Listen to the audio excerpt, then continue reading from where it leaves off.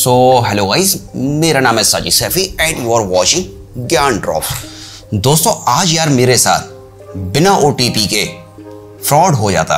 अब वो कैसे हो जाता, आज के इस वीडियो में मैं आपको सब कुछ डिटेल में बताने वाला हूँ। बेसिकली शुरू से शुरू करते हैं। आज से कुछ दिन पहले मैंने यानी कि तकरीबन 3 से 4 दिन पहले मैंने फ्लिपकार्ट से एक मोबाइल ऑर्डर किया था और वो मोबाइल आज मुझे डिलीवर होने वाला था।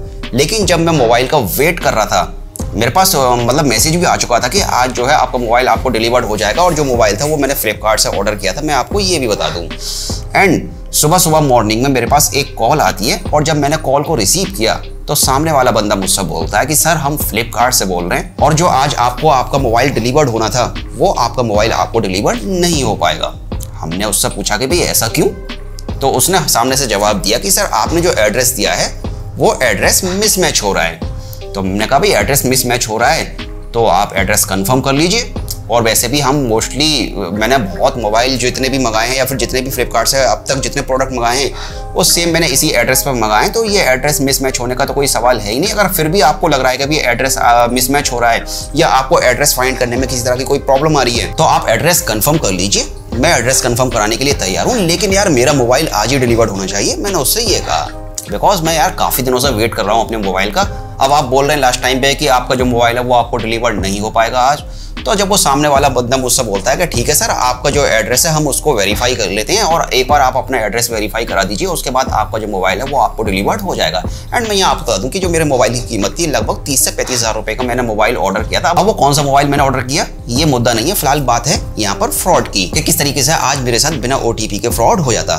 तो मैंने कहा चलो ठीक है यार आप जो एड्रेस को मेरे को वेरीफाई कर लो, बताइए इसके लिए मुझे क्या क्या करना है। तब सामने वाले ने मुझसे कहा कि ठीक है सर हम आपका एड्रेस वेरीफाई कर लेते हैं और एड्रेस वेरीफाई करने के लिए हम आपके पास एक टेक्स्ट मैसेज भेज रहे हैं और उसके अंदर एक लिंक होगा।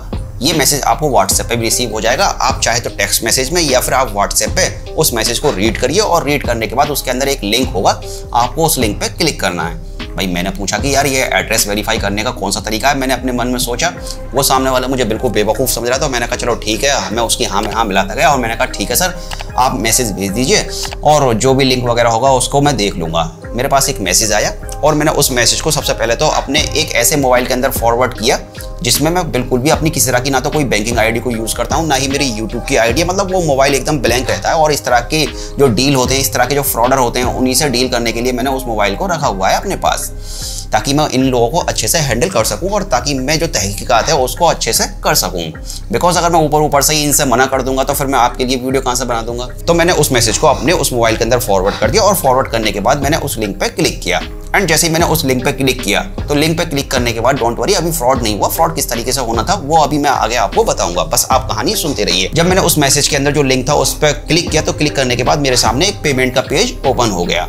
अब सामने कॉल पे ऑन कॉल तो वो था ही बंदा, अब वो मुझे सीधे सीधे इंस्ट्रक्शन दे रहा था और जैसे जैसे वो मुझे इंस्ट्रक्शन दे रहा था वैसे वैसे मैं इस चीज़ को फॉलो कर रहा था। तब मैंने उससे कहा कि सर मैंने लिंक पे क्लिक कर दिया है और यहाँ एक पेमेंट का पेज ओपन हो गया है। अब उसने मुझसे कहा कि अगर आप अपने एड्रेस को वेरीफाइड कराना चाहते हैं और आप इंस्टेंट यानी हैंड टू हैंड अपने मोबाइल को आज ही डिलीवर्ड कराना चाहते हैं तो यहाँ आपको ₹1 का पेमेंट करना होगा जिससे कि आपका जो एड्रेस है वो वेरीफाई हो जाएगा।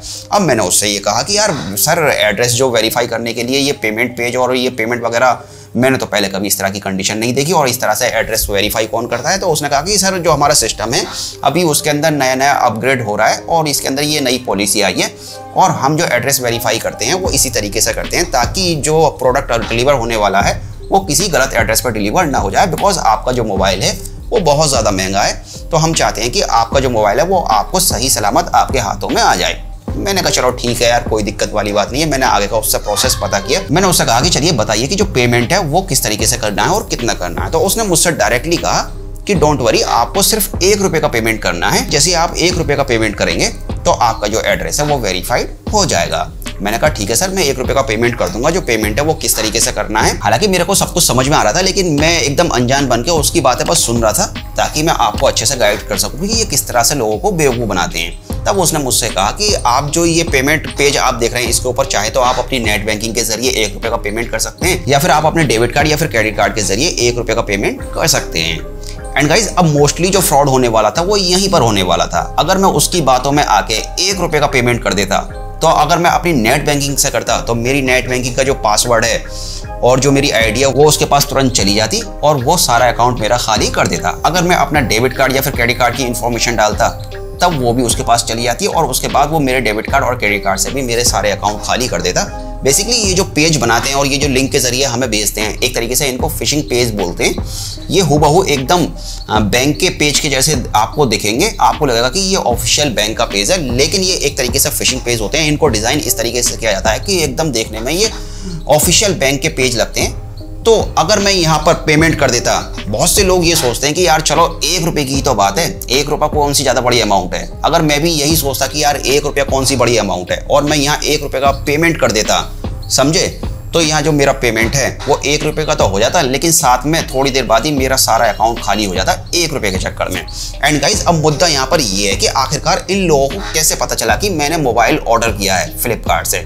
सबसे बड़ा क्वेश्चन तो ये निकल के आता है। एंड उसको एग्जैक्ट ये भी मालूम था कि मैंने मोबाइल कौन सा ऑर्डर किया है एंड उसको सब कुछ डिटेल मेरी पता थी, मेरा एड्रेस, मेरा नाम, मेरा फ़ोन नंबर, आखिरकार जो मेरी पर्सनल डिटेल है जो मैंने फ्लिपकार्ट पर डाली थी, जो मैंने मोबाइल फ्लिपकार्ट से ऑर्डर किया था, वो इस फ्रॉडर को कैसे पता चला। अब सबसे बड़ा सवाल यहाँ पर आता है। तो भाई सीधा सीधा सवाल ये है कि जो फ्लिपकार्ट वगैरह या फिर ऑनलाइन आप शॉपिंग वगैरह करते हैं, इन पे कंप्लीटली ब्लाइंडली ट्रस्ट करना तो मेरे हिसाब से सही नहीं होगा। कहीं ना कहीं या तो ये जो कोरियर बॉय होते हैं ये लोग मिले होते हैं इन फ्रॉडर से, ये जो फ्रॉड करते हैं इनसे मिले हुए होते हैं। ये फ्रॉडर जो होते हैं उनको कुछ पैसे देके कस्टमर की सारी डिटेल ले लेते हैं और उसके बाद ये इस तरीके से फ्रॉड करते हैं। या फिर जो फ्लिपकार्ट के सर्वर वगैरह हैं उनको ये लोग आसानी से हैक कर लेते हैं। और इस हिसाब से देखा जाए तो इतने बड़े जो ई-कॉम प्लेटफॉर्म है जैसे अमेजोन, फ्लिपकार्ट, अगर इनके प्लेटफॉर्म को अगर हैक कर लिया जाता है, इनके सर्वर को अगर ये लोग हैक कर रहे हैं, तो फिर अपना जो डेटा है वो कहीं भी सेफ नहीं है। तो गाइस अगर आपके साथ भी इस तरह की अगर कोई भी कॉल आती है, कोई भी अननोन कॉल आती है, अगर आपसे भी इस तरह अगर पेमेंट करने को बोला जाता है,